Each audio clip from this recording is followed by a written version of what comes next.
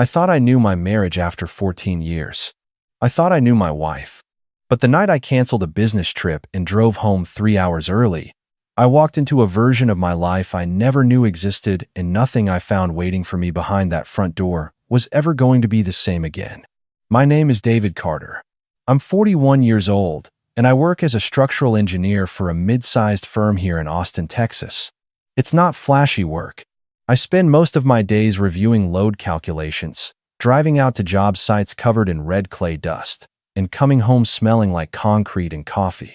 I drive a 4-year-old pickup truck, and I cut my own grass on Saturday mornings. I'm not the kind of man anyone writes songs about. But I worked hard, I kept my word, and I loved my family. My wife ran her own event planning business out of our home office. She was good at it, genuinely talented.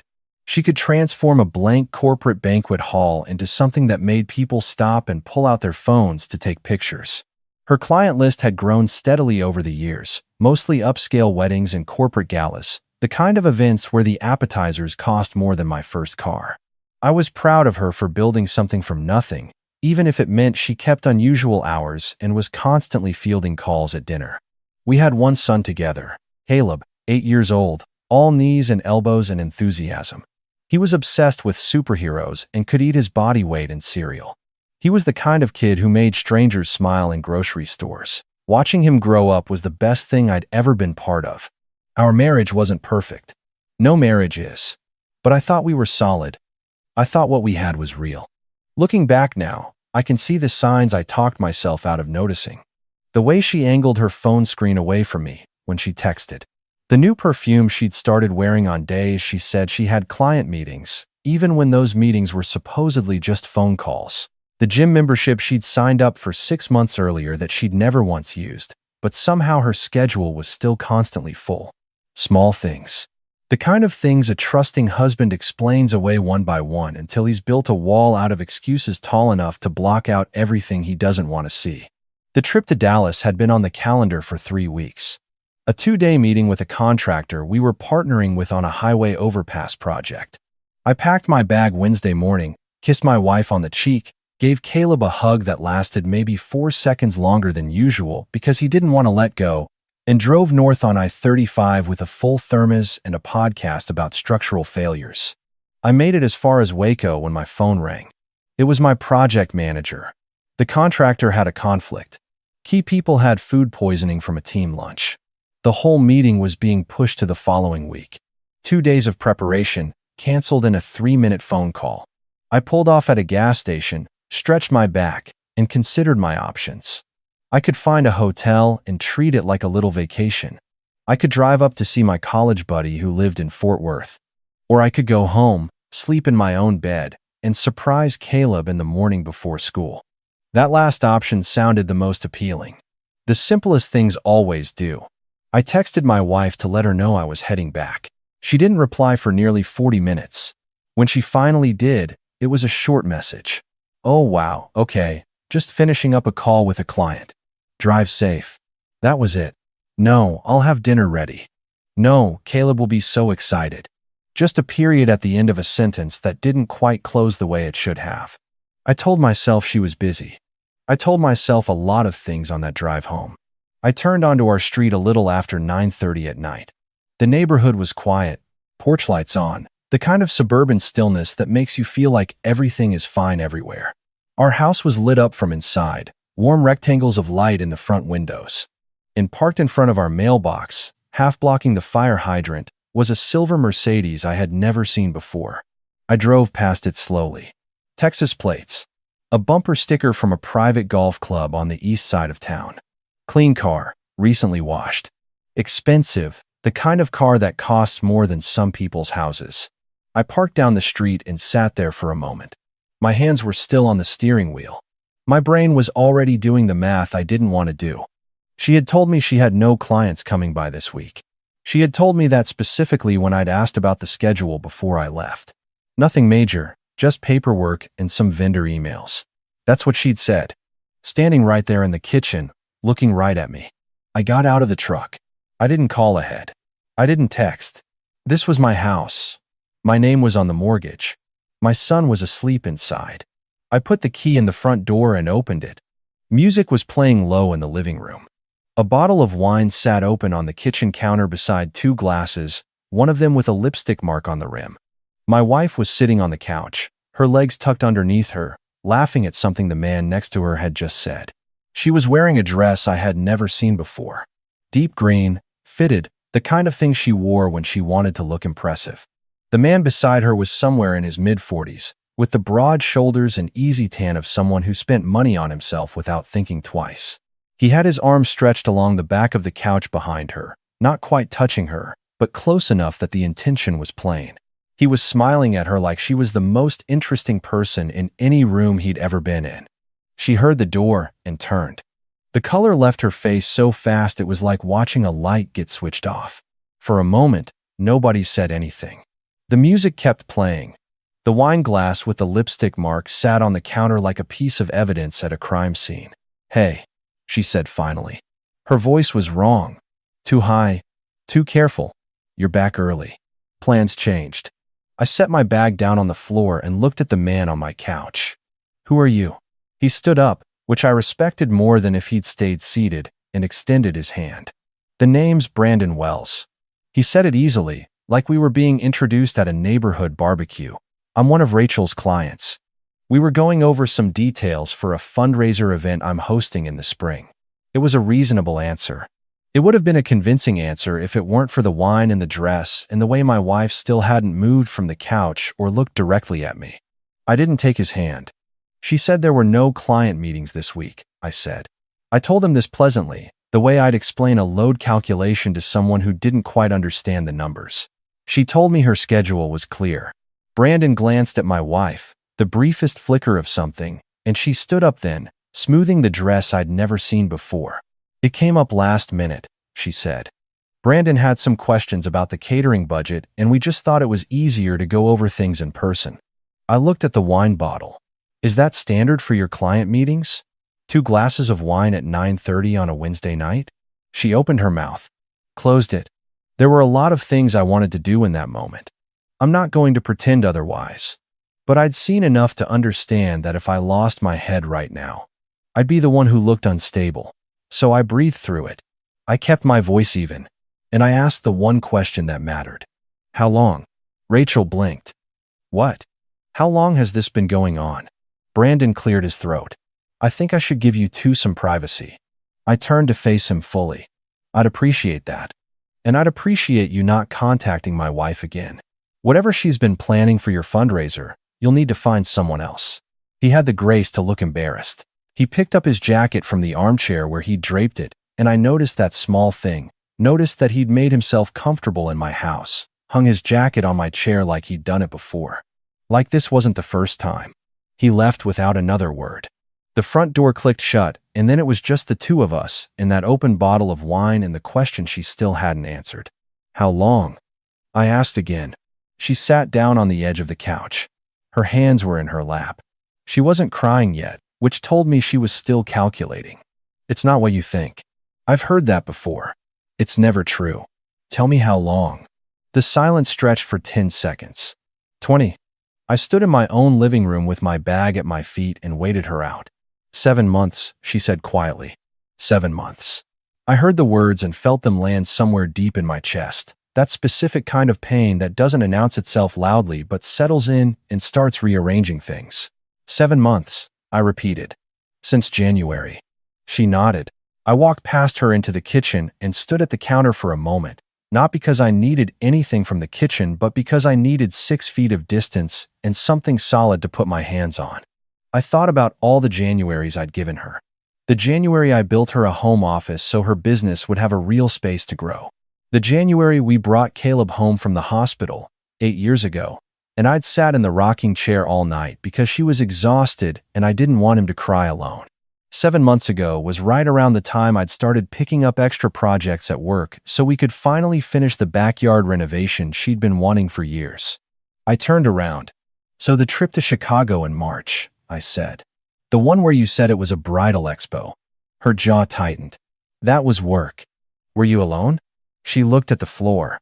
I went to the kitchen drawer where we kept takeout menus and old receipts, the disorganized one neither of us ever cleaned out properly. I'd found something in there 3 months ago that I'd made myself not think about. A restaurant receipt, folded in half, tucked under a stack of pizza coupons. A dinner for two at a place in the Domain, the kind of restaurant with no prices on the menu. The date on the receipt was a Tuesday in April. A Tuesday I'd been working late, and Rachel had told me she was having a low-key night in with Caleb. I pulled it out now and set it on the counter between us. She stared at it. "I found this in April," I said. I told myself it was nothing. I told myself you probably had a client dinner and forgot to expense it. I invented an explanation, and then I chose to believe it because I trusted you. She didn't say anything. "That's the part that I'm having the hardest time with right now," I said. "Not even the thing itself. The part where I trusted you so completely that I turned the evidence into something innocent in my head so I wouldn't have to feel what I'm feeling right now." "Mike," she started. "David," I said. "My name is David. You've been calling me by my name for 14 years, and right now you should say it correctly." She flinched. "David, I'm sorry. I know you don't believe that right now, but I am. Tell me what you want me to do with that information." She stood up and took a step toward me. "I want us to try to fix this. I want to go to counseling. I want to work through this together because what we have is worth saving." "What we have," I said slowly. "You mean this house? This life that we built? The son upstairs who has no idea his mother has been lying to his father for 7 months? Don't," she said sharply. "Don't bring Caleb into this. He's already in it. He was in it the moment you made this choice. He's 8 years old, and he goes to school, and he comes home, and he wants his parents to still be his parents. You made a decision that affected every single person in this house, and Caleb didn't get a vote." She crossed her arms over her chest, and I recognized that gesture. She was about to get defensive. She was about to find a way to redirect this towards something I had done or failed to do, because that was the move. I'd seen it before in smaller arguments. She was good at it. "You want to know why this happened?" she said. Her voice had changed. "Harder now. Because I have been invisible in this marriage for years. You work, you come home, you fall asleep on the couch. When was the last time you took me somewhere that wasn't a Home Depot? When was the last time you looked at me like I was someone you were still choosing?" I let her finish. Then I walked over to the home office, opened the door, and sat down at her desk. She followed me, confused. I opened her laptop. She moved toward me. "What are you doing?" "I'm going to show you something." I pulled up our shared household account and turned the screen so she could see it. Our mortgage, our car payments, Caleb's school tuition, his extracurricular activities, the grocery budget, utilities, internet. I scrolled through line by line, methodically, the way I would review a project cost sheet. "This is what invisible looks like," I said. "This is 14 years of showing up. Not with flowers or restaurant dinners, or whatever it is that makes you feel chosen. I showed up with consistency, with reliability, with the kind of love that pays for the orthodontist appointment and doesn't complain when the hot water heater dies on Christmas Eve. That's what I was doing while you were having dinner at restaurants I can't afford on a Tuesday night." She was quiet. "Your business covers about 30% of our monthly expenses," I said. "The rest of it is me." Which means Brandon Wells didn't just take something that wasn't his to take. He took it on a foundation I built. He sat on furniture I paid for and drank wine in a house that I carried for 14 years. "That's not fair," she whispered. I closed the laptop and looked at her. "You want to talk about fair?" She started crying then. Real tears, not the calculated kind. I could tell the difference after 14 years. I stood up and left the office. I went upstairs, quietly, and opened the door to Caleb's room. He was asleep on his side, one arm thrown over the edge of the mattress, his superhero nightlight casting a soft blue glow across the ceiling. His backpack was on the floor, half unzipped, a crumpled permission slip sticking out the front pocket. I picked it up. The permission slip was for a field trip to the Science Museum next week. I smoothed it out and set it on his desk. I sat on the edge of his bed for a few minutes just watching him sleep. This was the thing I kept coming back to. Not the betrayal, not the anger, not even the grief of it. Just this kid, breathing steadily in the dark, who deserved better than what his parents had just walked into downstairs. When I came back down, my wife was sitting at the kitchen table with her hands wrapped around a glass of water. The wine was still open on the counter. I picked up the bottle and poured what was left of it down the sink. "I'm going to sleep in the guest room tonight," I said. "In the morning, after Caleb leaves for school, we're going to have a real conversation about what happens next. Not about feelings, about logistics." She looked up at me. "Please don't say divorce." I didn't say anything to that. I picked up my overnight bag from where I dropped it by the door and carried it down the hallway. I didn't sleep much. I lay in the guest room and listened to the house settle around me and thought about how the same walls that had held 14 years of good memories were still standing, still perfectly ordinary, completely indifferent to the fact that everything inside them had just changed. Houses don't care. They just keep standing. In the morning I made Caleb breakfast, the kind he liked. Scrambled eggs with too much cheese and toast cut into triangles, because he'd decided 2 years ago that triangle toast tasted better than square toast, and I'd never argued with him about it. My wife came downstairs, dressed for the day, looking like she hadn't slept either. Caleb looked between us at the breakfast table with the particular alertness of a child who knows the air in a room has changed but hasn't been told why yet. "Is everything okay?" he asked. "Everything's fine, buddy," I told him. "Eat your eggs." I drove him to school that morning. In the car, he talked about a kid in his class who'd brought a gecko, and I listened to every word.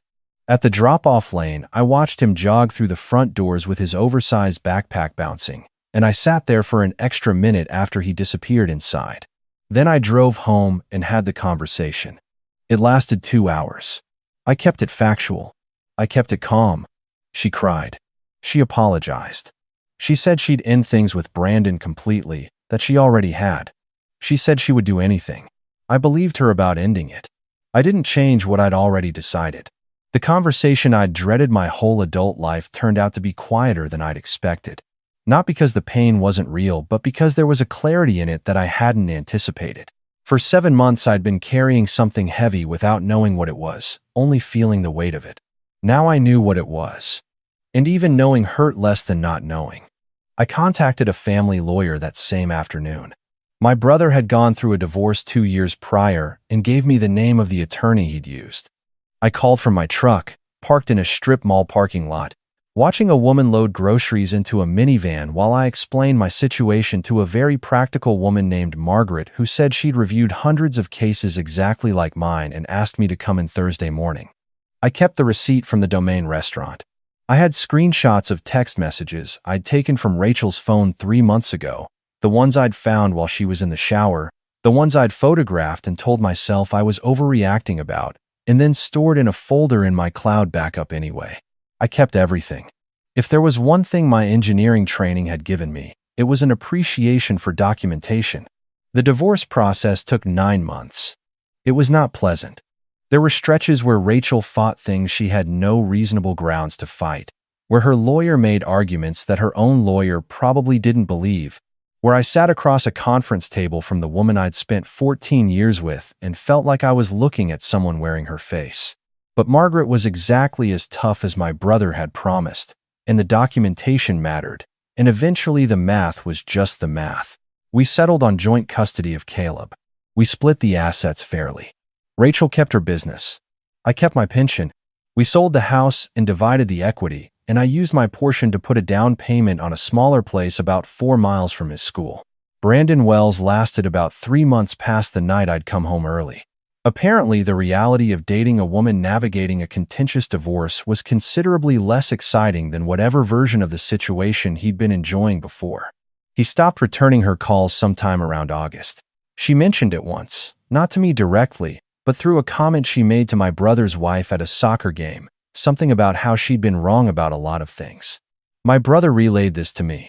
I didn't have much to say about it. The new place was smaller. The backyard was the size of a postage stamp compared to what we'd had. But I painted Caleb's room the exact shade of blue he'd picked out himself from a paint swatch, and I built shelves along one wall for the comic book collection he'd been slowly amassing since he was 5. The first Friday night he slept over, he looked around his new room for a long moment and then told me it was actually kind of cool. From an 8-year-old boy, that was a full endorsement. We established a routine. He was with his mother during the week and with me on weekends and every other Wednesday. We did our homework at the kitchen table. We watched superhero movies on the couch with bowls of popcorn between us. We went to the hardware store together on Saturday mornings the way my own father had taken me, letting him pick out small things, a new hinge, a package of hooks, small responsibilities that made him feel useful. He was adapting well. Kids need consistency more than they need any particular version of normal, and I'd made sure he had as much of it as I could give him. My work had always been steady, but in the year after the divorce, it became something I needed differently. Not an escape, but a structure. Something that was straightforwardly what it presented itself to be. You either design a beam that holds weight or you don't. There's no ambiguity in load calculations, no wondering what something really meant, no interpreting silences. I found I was better at my job than I'd been in years. My firm offered me a senior project manager role. I took it. About 8 months after everything had settled, I was sitting on the back porch of my smaller house on a Sunday evening watching Caleb kick a soccer ball against the fence in the last of the afternoon light. My phone buzzed. It was a text from Rachel. She'd sent it carefully, I could tell, the kind of message someone drafts and rewrites several times before sending. I know I don't have the right to ask for anything, but I want you to know that I understand now what I walked away from. You were a good husband. I wasn't a good wife. I'm sorry I never said that clearly enough. I read it twice. I set the phone down on the armrest.